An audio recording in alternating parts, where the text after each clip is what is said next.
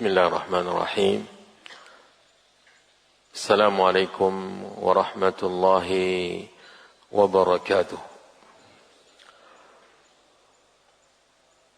الحمد لله الذي هدانا لهذا وما كنا لنهتدي لولا أن هدانا الله أشهد أن لا إله إلا الله وحده لا شريك له وأشهد أن محمدا عبده ورسوله صلى الله وسلم عليه وعلى آله وأصحابه ومن تبعهم بإحسان إلى يوم الدين اللهم لا علم لنا إلا ما علمتنا وعلمنا ما ينفعنا وزدنا علما إنك أنت العليم الحكيم اللهم إنا نسألك علما نافعا ورزقا طيبا وعملا متقبلا يا حي يا قيوم برحمتك نستغيث أصلح لنا شأننا كله ولا تكلنا إلى أنفسنا طرفة عين أما بعد para jemaah Masjid Al-Hakim yang semoga senantiasa dirahmati dan dimuliakan oleh Allah. Alhamdulillah, kesempatan yang sangat berharga, waktu yang sangat berkah. Selesai kita dari melaksanakan salat subuh berjamaah dan kita juga telah diberikan taufik oleh Allah untuk memuja, mengagungkan dan membesarkannya dalam zikir-zikir kita, baik zikir setelah salat, kemudian zikir pembuka hari ini, zikir pagi, yang mungkin sebagian kita masih membacanya. Dalam kesempatan yang berbahagia di waktu yang luar biasa dan di tempat yang mulia, kita Allah Subhanahu wa taala kumpulkan beberapa menit ke depan di tempat yang mulia ini, di salah satu rumah Allah Subhanahu wa taala. Insyaallah kita akan bersama-sama mentadabbur ayat-ayat Allah Jalla wa Ala, memahami dan merenunginya. Semoga bisa menambah iman kita, karena di antara ciri-ciri orang-orang yang beriman adalah memberikan pengaruh kepadanya bacaan Al-Quran.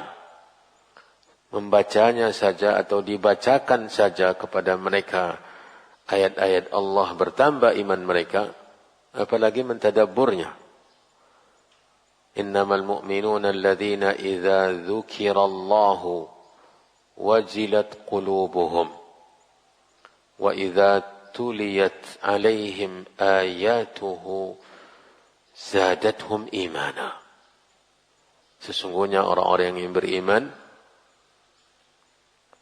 adalah apabila diperbincangkan Allah, apabila pelajari tentang Allah dan kemahabesarannya, kemahakuasaannya, luasnya rahmat dan kasih sayangnya, maka kalbu mereka penuh dengan rasa khawatir, rasa takut, rasa malu kepada Allah Jalla wa'ala. Dan apabila dibacakan ayat-ayat Allah, maka bertambahlah iman mereka. Menambah iman, ini tugas kita.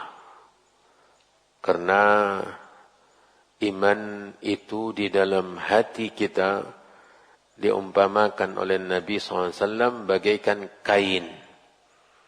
Bila akan ada waktu-waktu lusuhnya.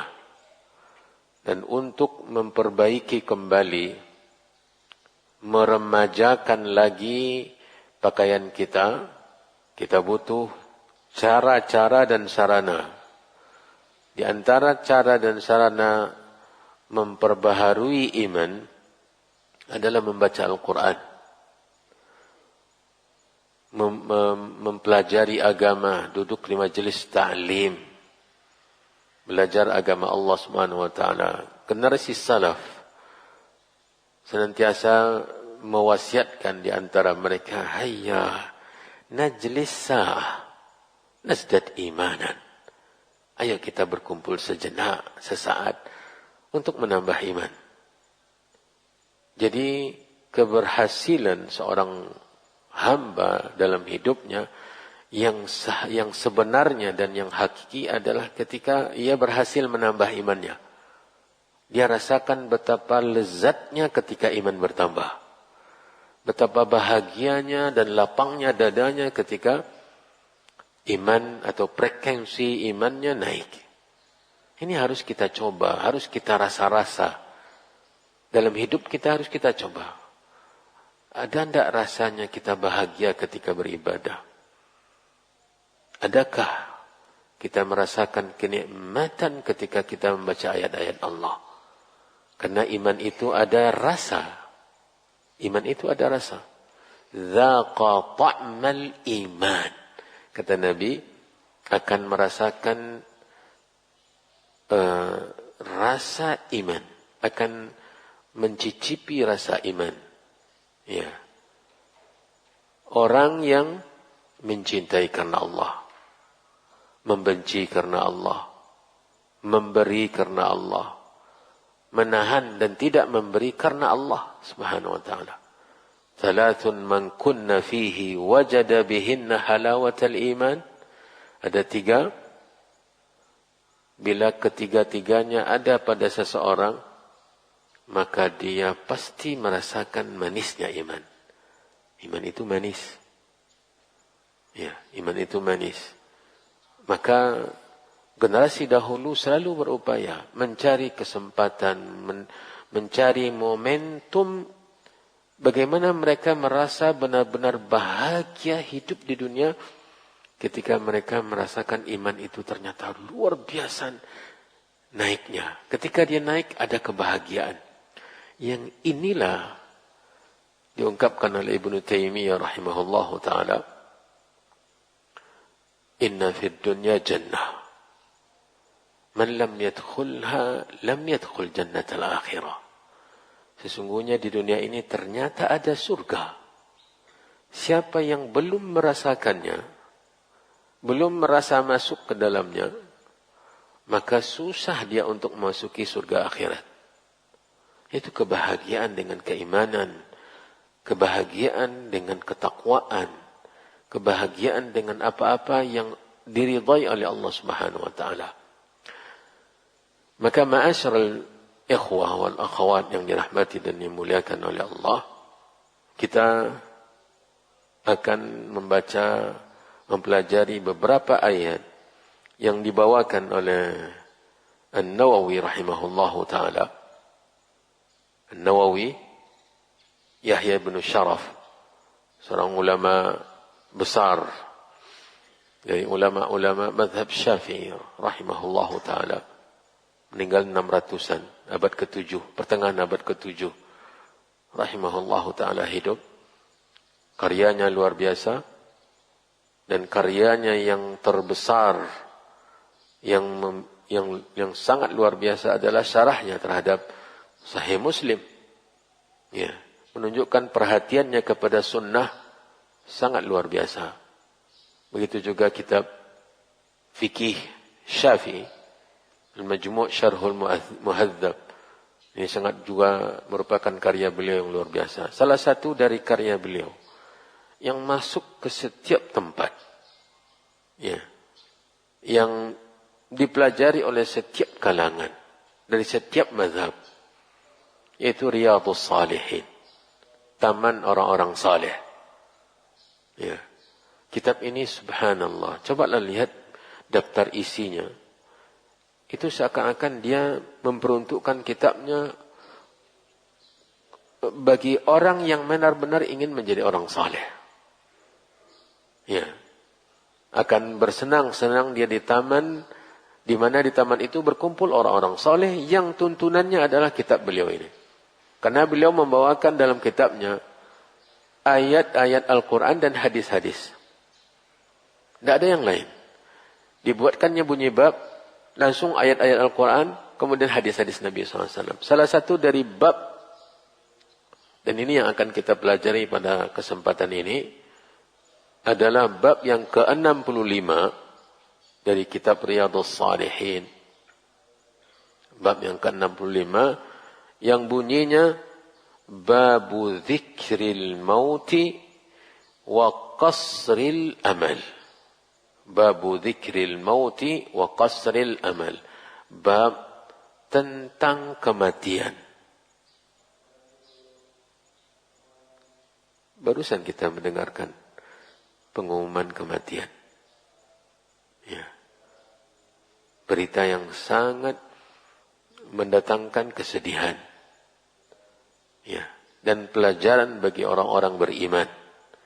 Kafa bil mauti wa'idha. Cukuplah kematian itu sebagai pembelajaran, ibrah, pemberi peringatan. Ya. Tentang kematian dan pendeknya angan-angan. Ini judul babnya. Tentang kematian dan pendeknya angan-angan. Setelah bab ini yang sangat luar biasa, beliau membawakan sekian banyak ayat Al-Quran. Sebelum membawakan hadis-hadis, yang hanya beberapa hadis saja, 1, 2, 3, 4. 4 hadis, sementara Al-Quran sangat banyak. Kita akan bahas sesuai dengan waktu yang tersedia. Yang pertama, ayat di surat Ali Imran. 185. Ini ayat pertama yang beliau bawakan tentang kematian dan pendek angan-angan. Ali Imran 185. Allah Subhanahu wa taala berfirman, "Kullu nafsin dha'iqatul maut. Innama tuwaffawna ujurakum yawmal qiyamah. فمن زحزح عن النار وأدخل الجنة فقد فاز وما الحياة الدنيا إلا متاع الغرور." كل نفس, setiap nafas atau setiap yang bernyawa, setiap yang bernafas, yang punya nyawa dan ruh, merasakan kematian. Dha'iqat al-maut. Akan merasakan kematian. Ini pelajaran penting ini. Tidak ada yang hidup. Ya. Yang diberikan oleh Allah Subhanahu wa taala kehidupan kepadanya melainkan pasti mati. Ini yang harus ada dalam hati kita. Semua pasti mati. Lalu wa innama tuwaffawna ujurakum yaumal qiyamah. Semua pasti mati dan kalian wahai yang mati, maksudnya manusia semua, dari awal manusia sampai akhir manusia, balasannya akan mereka dapatkan di akhirat, di hari kiamat. Innama tuwaffawna, sesungguhnya kalian akan dicukupi,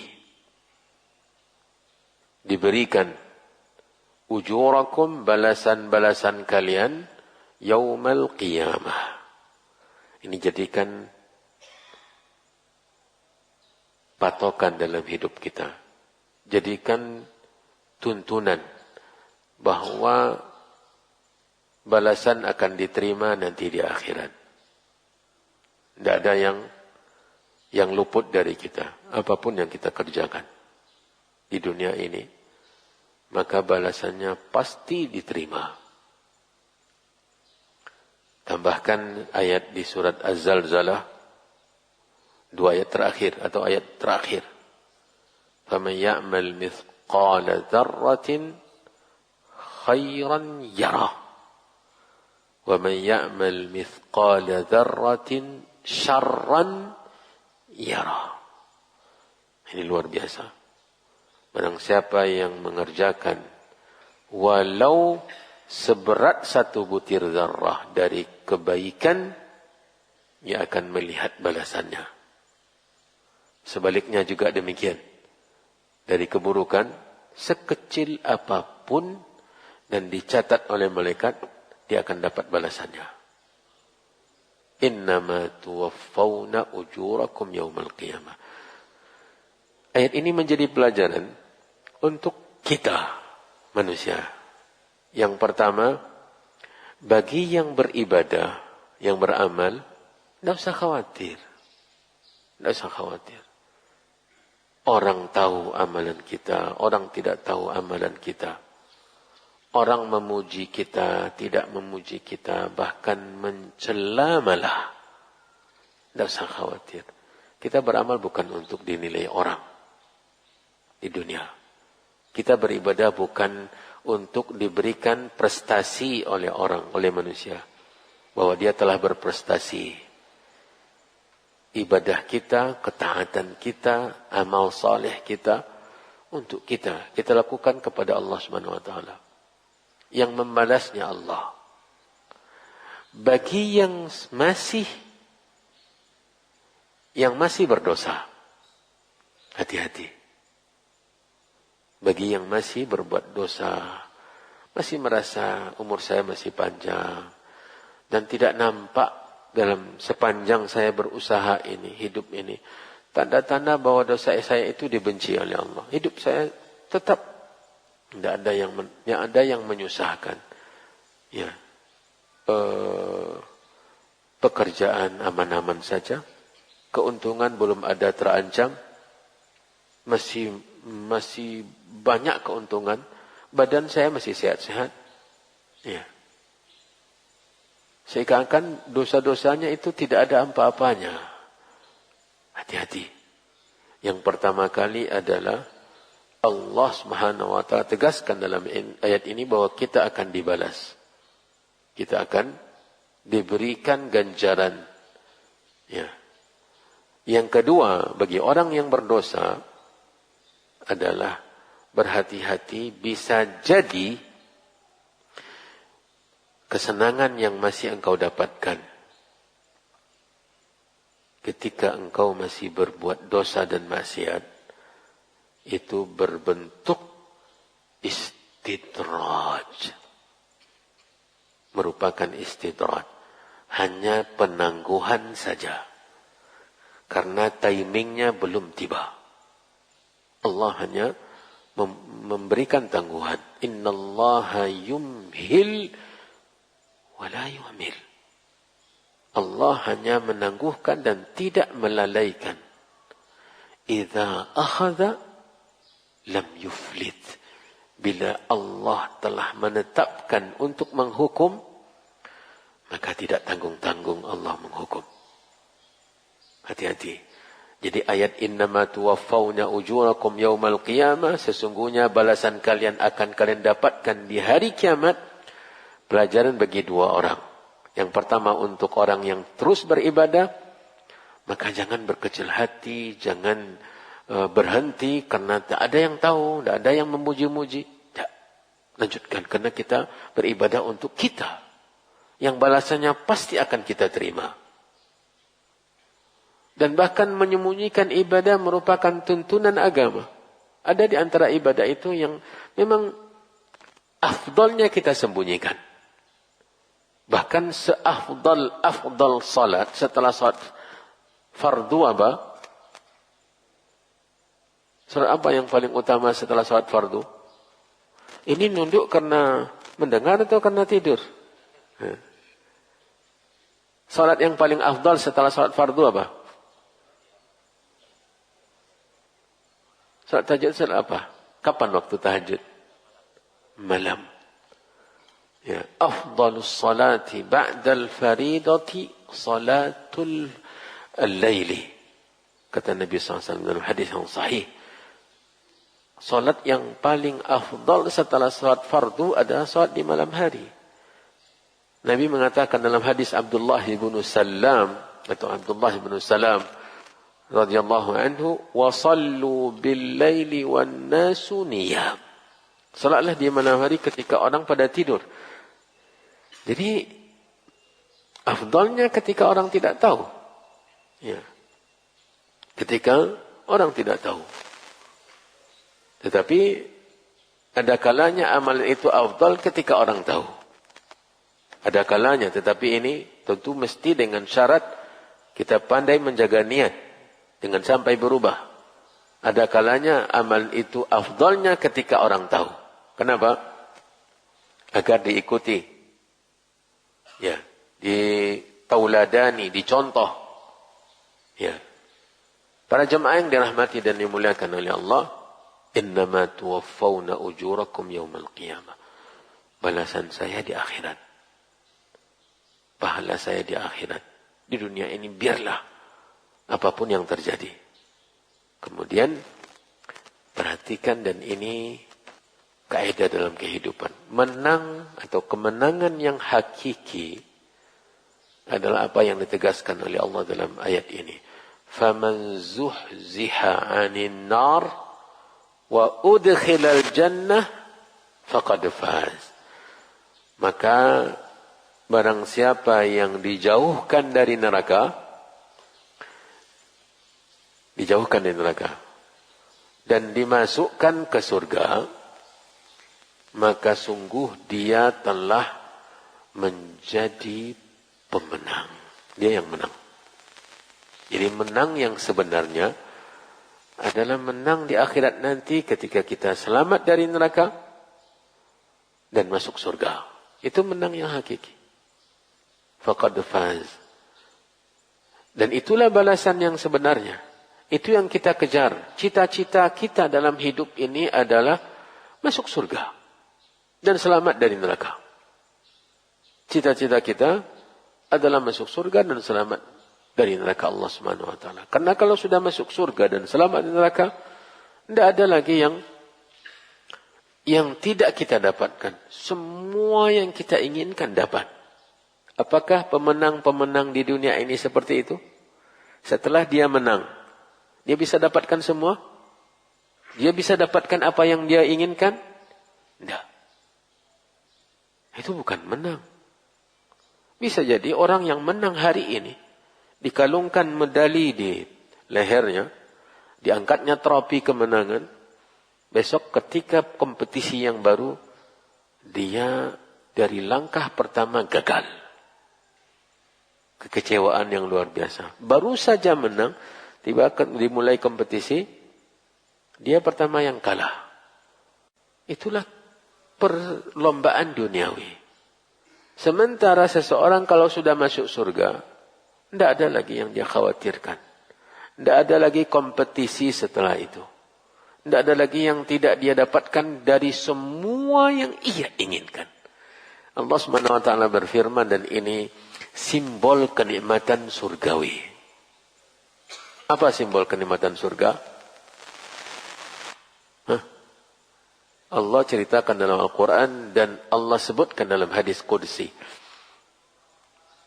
Di dunia ini simbol kenikmatan mungkin hampir sama. Kalau seseorang itu merasa nikmat ketika dia mendapat semua yang dia mau. Itu nikmat.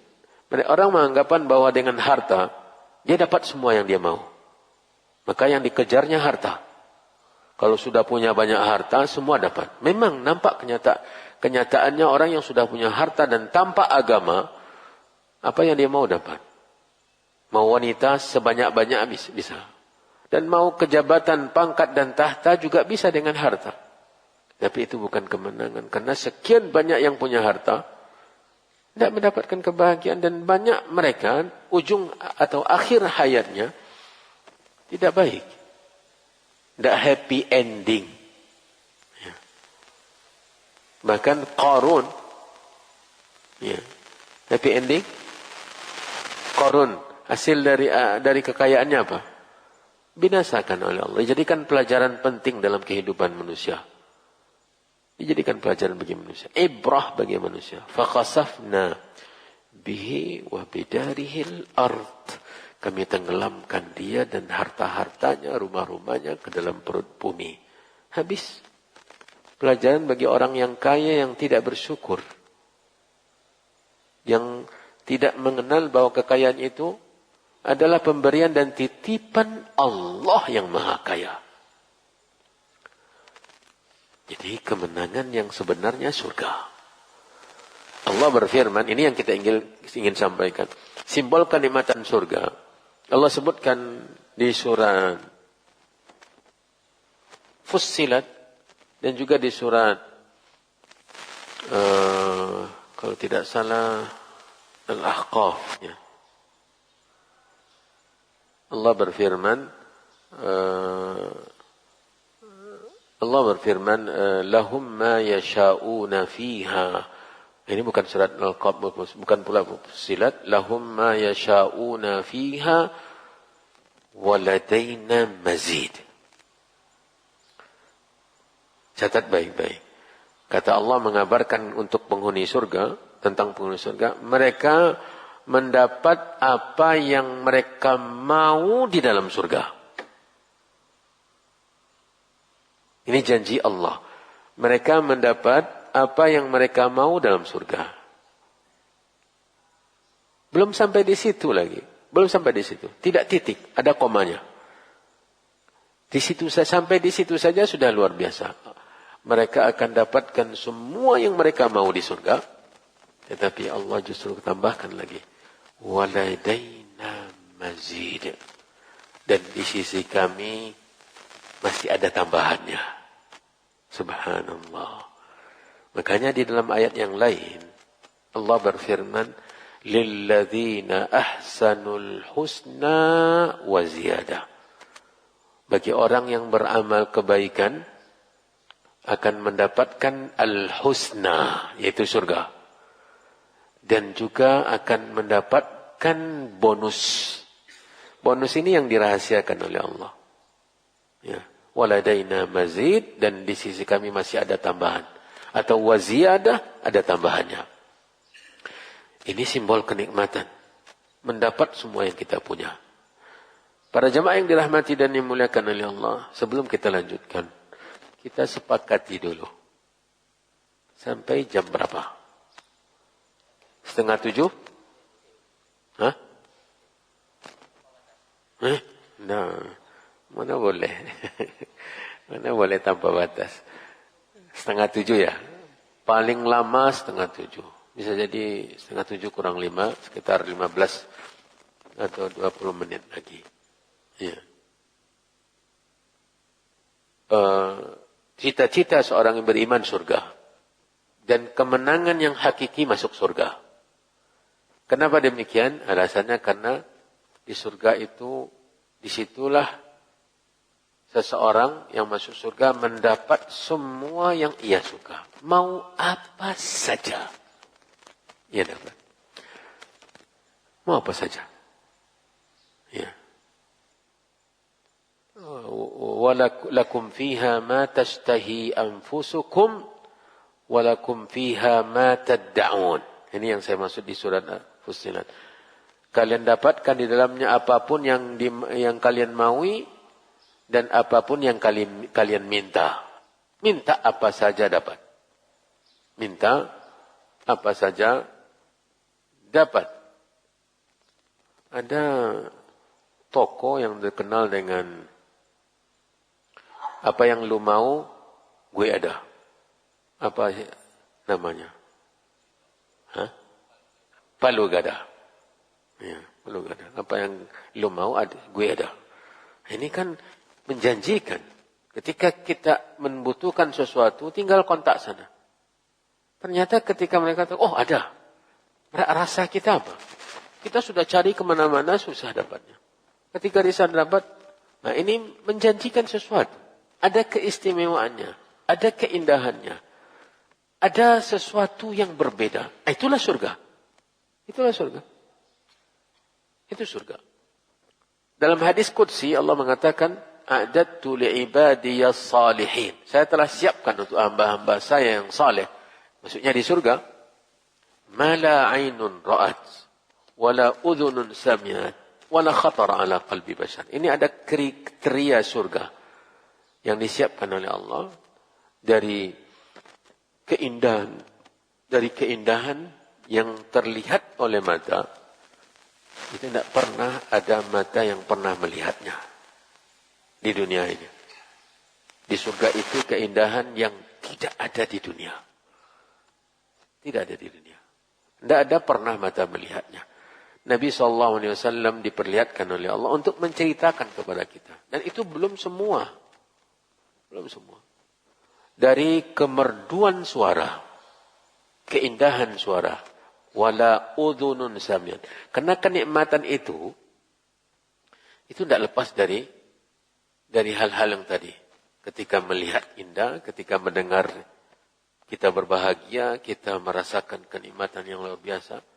Yang di dunia ini, manusia-manusia mengejar keindahan yang dilihat oleh mata, kemerduan yang didengar oleh telinga dengan jalan haram. Melihat aurat yang haram. Ya. Mendengar suara-suara yang haram. Yang membuat Allah murka. Sementara di surga disiapkan oleh Allah itu semua. Dari kemerduan suara. Nyanyian-nyanyian akan diperdengarkan. Bunyi burung-burung. Air yang mengalir. Suara angin yang berhembus. Tutur kata yang didengar. Itu semuanya indah di telinga. Ya. Illa qilan salaman salama. Ucapannya hanya ucapan kata-kata yang membuat dada ini tenang mendengarnya. Di dunia seperti itu pula lah. Di rumah tangga, kalau kata-kata itu semua terdengar dengan indah, bahagia mendengarnya, ini rumah tangga yang luar biasa. Tetapi kalau sumpah serapa, kebun binatang semua kata-kata mufradat atau kosakata yang nama-nama di kebun binatang ada dalam sebuah rumah, ini neraka. Sengsara. Dan Allah gambarkan surga seperti itu. Ada yang dilihat oleh mata, yang didengar oleh telinga, dan ada yang sebatas khayalan saja. Surga pun tidak bisa dikhayalkan. Tidak bisa dikhayalkan dari keindahannya. Inilah kemenangan, dan mari kita berlomba-lomba. Bagaimana kita semua berada seakan-akan di dunia ini berkompetisi, berlomba untuk mengejar surga. Allah SWT menyuruh kita berlomba untuk mengejar surga. Ali Imran, wasari'u ila maghfiratin min rabbikum wa jannatin arduha as-samawati wal ardu u'iddat lil muttaqin. Al-Hadid, wasabiqu ila maghfiratin min rabbikum wa jannatin arduha ka'ardis samai wal ard. Bersegeralah, berlomba-lombalah, bermusabaqahlah. Fastabiqul khairan, disuruh oleh Allah untuk berlomba-lomba, musabaqahlah. Wa fi dzalika falyatanafasil mutanafisun. Untuk hal yang seperti itu hendaklah orang-orang yang berlomba-lomba berlomba-lomba. Silakan orang-orang dunia berlomba-lomba mengejar dunia mereka. Tetapi orang yang beriman berlomba-lomba mengejar surga, karena itu kemenangan yang sebenarnya. Walau sekalipun Anda tidak mendapatkan dunia kecuali secuil saja, tetapi Anda mendapatkan surga, maka Anda lah yang menang. Walau dunia didapatkan oleh Fir'aun dengan segala kekuasaan dan bala tentaranya, kekayaannya, tetapi dialah orang yang kalah telak. Karena Allah telah kabarkan di dunia ini bahwa dia di neraka. Bahkan semenjak di alam barzakh dia sudah disiksa bersama pengikut-pengikutnya. An-naru yu'raduna 'alaihim ghuduwan wa 'ashiyya wa yawma taqumu as-sa'atu adkhilu ahla fir'auna ashadda al-'adzab. Tak menang dia. Tidak menang dengan segala kekuasaannya, kekerajaannya, kekayaannya, bala tentaranya, orang-orang yang bersamanya, dari ilmuwan-ilmuwannya, dari hartawan-hartawan, miliarder-miliarder bersama dia, tetapi mereka semuanya kalah. Dan yang menang adalah orang-orang yang beriman. 30 lebih tukang sihir yang disembelih oleh Fir'aun dan bala tentaranya, kemudian mereka salib di batang-batang kurma, ternyata merekalah yang menang. Awalnya mereka bala tentara Fir'aun, tukang sihir tersebut, setelah melihat mukjizat Nabi Musa, tongkat jadi ular, mereka seketika itu juga tersungkur sujud beriman kepada Allah. Ya, fa'ulqiyas saharatu sajidin. Mereka tersungkur sujud membesarkan Allah Jalla wa'ala. Belum lama mereka beriman, tiba-tiba kematian sudah ada di hadapan. Dengan cara yang sangat tidak manusiawi. Keangkuhan, kesombongan Fir'aun, seakan-akan tidak berbuat salah sama sekali. Ribuan, bahkan puluhan ribu, tukang sihir itu mati di tangan bala tentaranya. Sebelumnya ribuan bayi-bayi laki-laki Bani Israel mati di tangan Fir'aun. Benar-benar tidak merasa bersalah. Tetapi yang menang tukang sihir tersebut sementara Fir'aun kalah. Ini pelajaran bagi kita. Kalau perlombaan di dunia ini membuat kita kalah di akhirat, maka jangan ikut perlombaan itu. Gagal kita. Walaupun kita menang di dunia. Tetapi kalau perlombaan di dunia ini membukakan jalan untuk menang di akhirat, silakan ikut.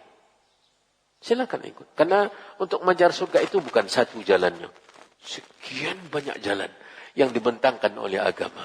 Yang penting berada di atas tuntunan Nabi SAW. Ya. Berkeyakinan, berakidah dengan yang diajarkan oleh Allah dan Rasulnya. Berakhlak dengan akhlak yang mulia. Menginginkan kebaikan untuk manusia sebagaimana ia menginginkan kebaikan untuk dirinya sendiri. Silakan. Para jemaah yang dirahmati dan dimuliakan oleh Allah. Terakhir dari ayat ini, penutup ayat 185 Ali Imran ini, Allah memperbandingkan kemenangan yang hakiki di surga tadi. Barang siapa yang selamat dari neraka dan masuk surga, maka sungguh dia menjadi pemenang. Allah SWT bandingkan dengan di dunia. Walau bagaimanapun menangnya seseorang di dunia, tetapi tetap saja kehidupan dunia menipu. Wa mal hayatud dunya illa mata'ul ghurur. Baca terjemahannya.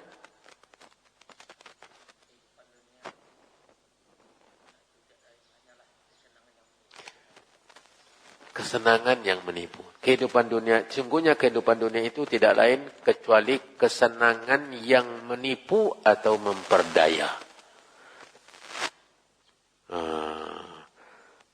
Ini pelajaran penting ini. Maka jangan mengejar sesuatu yang memperdaya kita. Yang mengatakan dunia ini menipu dan memperdaya yang menciptakannya. Maka jangan sampai terpedaya, jangan sampai tertipu. Berarti tidak boleh kita memiliki dunia. Bukan pula seperti itu. Yang diingatkan Allah, jangan sampai tertipu saja. Jangan sampai tertipu. Jangan sampai terpedaya. Jangan sampai kemenangan yang hakiki tadi terkorbankan karena tipuan dunia. Itu saja. Berarti boleh kaya Ustaz? Ya silakan. Boleh jadi pejabat Ustaz? Tidak ada larangan. Boleh jadi pemimpin? Siapa yang melarang? Tapi jangan sampai tertipu. Itu saja. Jangan sampai tertipu. Menangnya Anda yang hakiki adalah menang surga. Menang dunia? Menipu dia. Kalau Anda sampai kehilangan kemenangan yang hakiki, maka Anda korban. Korban tipuan dunia. Korban tipu daya dunia. Nah ini luar biasa ayat ini. Ali Imran 158.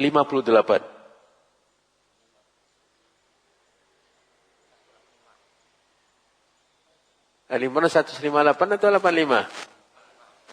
Hah? 85. Supaya ingat tu. Kalau tidak disalah-salahkan, tak ingat. 185. Untuk apa saya katakan? Saya memantapkan agar ingat adalah agar kita tahu ayat ini. Pelajaran yang harus kita bawa dalam kehidupan kita. Tidak tahu berapa lama kita hidup di dunia. Di antara kita sudah ada yang separuh baya, ada yang sebelum itu, ada yang bahkan sudah dekat-dekat dengan usia Nabi SAW, bahkan mungkin ada yang sudah melewati umur Nabi. Sudah hampir 70 tahun, sementara Nabi 63 tahun. Maka, jadilah pemenang yang sebenarnya. Menang, mendapatkan dan meraih surga Allah Subhanahu Wa Taala. Para jemaah yang dirahmati dan dimuliakan oleh Allah. Kita ambil satu ayat lagi yang dibawakan oleh Nawawi rahimahullah di bab ini, yaitu surat Luqman.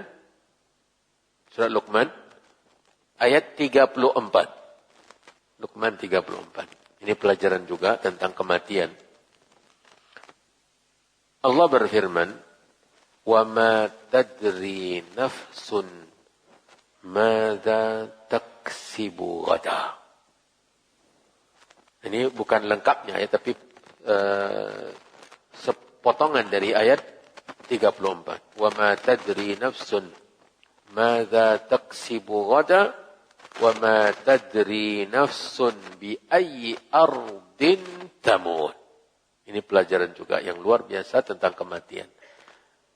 Kata Allah mengabarkan bahwa tidak satu pun jiwa mengetahui apa yang dia kerjakan besok. Yang ia lakukan besok. Baik pekerjaan-pekerjaan ibadah, kebaikan-kebaikan dan amal saleh, maupun pekerjaan-pekerjaan duniawi. Atau orang-orang yang memang bergumul dengan dosa, tidak tahu juga dosa apa yang ia kerjakan besok. Pokoknya di besok hari itu kita tidak tahu. Dari porsi apa kita. Orang yang taat, kita tidak tahu apa ketaatan yang akan kita kerjakan besok. Kita orang yang mengejar dunia, kita juga tidak mengetahui apa dari aktivitas duniawi yang kita kerjakan besok. Orang-orang yang kerjanya berbuat dosa, juga tidak tahu apa yang akan ia lakukan besok dari dosa-dosa. Ini pelajaran. Bahwa kita sangat lemah. Tidak berdaya. Tidak berilmu sama sekali. Kita tahu sesuatu ketika sudah terjadi. Ya. Ini pernyataan dari Allah Subhanahu Wa Taala. Lalu apa yang Anda banggakan wahai manusia? Untuk yang akan kamu lakukan besok saja engkau tidak tahu. Artinya tidak bisa memastikan. Rencana mungkin ada. Tapi apakah dia bisa memastikan bahwa besok dia akan begini? Tidak ada. Bahkan tidak sedikit dari orang-orang yang hampir melakukan rencana yang dia rencanakan kemarin, tidak jadi. Dia sudah benar-benar siap 100% untuk melakukannya, tiba-tiba tidak bisa melanjutkan. Atau tidak, ia urungkan niatnya. Ada satu pelajaran yang kita ambil dari Syekhuna Syekh Ibrahim bin Amir Ar-Ruhaili rahimahullahu ta'ala. Ya. Dia bercerita, ini kejadian, bahwa tidak ada yang tahu apa yang akan dia lakukan. Tidak ada yang bisa memastikan. Di hari raya, salat hari raya di Masjid Nabi, kita pengalaman sekali ya, bahwa orang yang datang untuk salat hari raya ini, itu bukan seperti kita di sini. Misalnya jam 7 salatnya, atau setengah 8, jam 7 lah. Kita kan bisa datang ke masjid jam 7 kurang seperempat, atau setengah 7, masih kosong itu malah. Tapi kalau Masjid Nabawi, kalau solatnya segitu waktu duha, itu jam 3 dini hari mereka sudah pergi ke masjid. 3. Yang sebelum subuh saja datang ke masjid, tidak akan dapat tempat dalam masjid. Kita pengalaman sekali. Bahkan sholat subuh pun kita di masjid, kalau berangkatnya sebelum subuh sekitar 10 menit atau 5 menit, kita tidak akan dapat. Bahkan di pekarangan, di halaman Masjid Nabawi pun tidak dapat. Saya pernah beberapa kali itu, karena bawa anak, pakai dorongan, ya, tidak bisa masuk ke halaman masjid. Kita sholatnya di jalan-jalan dekat di antara hotel-hotel itu saja. Syekh Ibrahim bercerita, dia pergi jam 3 dini hari. Dan dapat saf-saf yang dekat dengan imam, karena tuntunannya memang adab sholat id itu kan segera kemudian berupaya untuk mendekati imam. Sholat Jumat pun demikian. Di bagian depan itu ada seseorang yang memang lebih dahulu, mungkin jam 2 atau jam setengah 2 sudah di masjid. Diambil tempat saf terdepan, tetapi yang tidak baiknya adalah ada tempat yang masih bisa menerima orang yang datang, tapi dia halang-halangi. Dia halang-halangi orang. Ini tidak bisa nih. Cari tempat lain sajalah. Ada orang yang mau masuk tempat tersebut, dicobanya halang-halangi orang untuk duduk di situ. Tidak tahu untuk siapa tempat itu. Ya. Di booking ya. Ya. Atau memang bisa masih orang lain masuk, tapi dia tidak menerima. Dia mau berlapang-lapang di sana. Ya. Tegak, kemudian menghalang-halangi orang datang. Terus ya, sampai mendekati, bahkan sudah azan subuh. Sudah azan subuh. Ketika selesai sholat qabliyah subuh dan hampir dikumandangkan iqamah, kata Syekh bercerita, ini kisah nyata, dia menyaksikannya, dia menceritakan pula. Ini pelajaran bagi kita, bahwa kita tidak bisa memastikan apa yang akan kita kerjakan. Ya. Ketika hampir dikumandangkan iqamah, tiba-tiba dia menerima telepon. Setelah dia terima telepon, tiba-tiba dia ambil sajadahnya, ambil perlengkapannya, kemudian dia keluar masjid. Tidak tahu kemana perginya. Tempat yang dia tempati semula, dan tempat yang diupayakannya orang lain tidak menempati tempat tersebut, tidak jadi ia dapatkan. Dan bahkan tidak ikut sholat di saf pertama, tidak ikut sholat juga kemungkinan berjemaah dengan kaum muslimin. Lihat bagaimana kita ini lemah. Tidak berdaya. Tidak bisa memastikan apa yang kita rencanakan untuk benar-benar kita lakukan. Nah, ini pelajaran.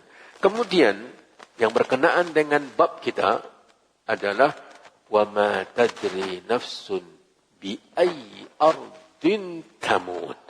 Dan tidak seorang pun tahu di belahan bumi mana dia meninggal dunia. Tidak ada yang tahu. Di mana, di tempat di mana di sana Allah cabut nyawanya. Tidak ada yang tahu. Bisa jadi di kamarnya, bisa jadi di masjid, bisa jadi di kamar tempat mandi, di kamar mandi. Bisa jadi ketika di pangkuannya ada Al-Quran sedang membaca. Kadang-kadang orang sedang azan meninggal dunia. Ada dalam pesawat meninggal dunia. Ada ketika berbuat dosa di tempat yang tercela dia meninggal dunia. Tidak tahu. Tugas kita berupaya melakukan ikhtiar bagaimana kita husnul khatimah. Dalam keadaan berbuat ibadah dan amal soleh kita meninggal dunia. Ini pelajaran. Ya. Upayakan bagaimana waktu Allah mencabut nyawa kita melalui perantara malaikatnya, kita berada dalam ketaatan dan tidak saat berbuat dosa. Jauhi dosa. Ya. Terus berbanyak ibadah. Ini ayat kedua, secara ringkas kita berikan uraiannya. Semoga dua ayat yang telah kita pelajari tadi menjadi penyebab kita selalu mengingat hal ini, bahwa kematian itu pasti, dan kita terdorong hendaknya untuk bersemangat melakukan persiapan menghadapi kematian. Semoga ketika Allah menetapkan kita meninggal dunia, kita dalam keadaan melakukan amal saleh dan ketaatan. Wallahu ta'ala alam. Wa sallallahu wa sallam wa baraka wa an'am ala nabiyyina wa rasulina Muhammad wa ala alihi wa ashabihi wa man tabi'ahum bi ihsanin ila yaumiddin. Lebih dan kurang saya mohon maaf. Kita tutup pelajaran kita pagi hari ini dengan membaca doa kafaratul majlis. Subhanakallahumma wa bihamdika asyhadu an la ilaha illa anta astaghfiruka wa atubu ilaik. Wassalamualaikum warahmatullahi wabarakatuh.